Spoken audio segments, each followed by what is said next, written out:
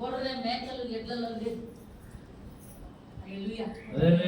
కేవలం ఆయన కుమారుడైనటువంటి యేసు క్రీస్తు రక్తంలో మాత్రమే ఆ లక్షణం.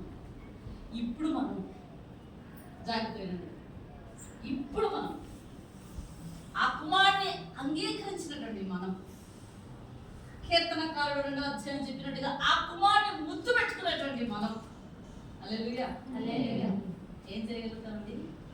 నిర్జీవమైనటువంటి క్రియలు, జీవమైనటువంటి లోక క్రియలు, జీవమైనటువంటి నీ క్రియలు, శరీర క్రియలు, లోక క్రియలు విడిచిపెట్టి ఆ క్రియల ద్వారా కాదు నేను దేవుని సేవించేది. ఆ నిర్జీవమైన క్రియలు, ఎందుకో దేవా నేను ఈ కోసం బలి తీసుకొచ్చాను, వాటి ద్వారా కాదు నువ్వు నేను మన ప్రభుని సేవించగలిగేది. వేచి అంటే వాటిని విడిచిపెట్టి, చూడండి ఆ వాక్యం మీదే మీ కన్నులు పెట్టాలి, ఆ వాక్యం మీదే 14వ వచనం మీద మీ కన్నులు పెట్టి చూస్తా ఉండండి. నిర్జీవమైన క్రియలు విడిచి జీవము గల దేవుని సేవించడం. మీరు సేవించడానికి వచ్చింది ఏ దేవుడు అండి?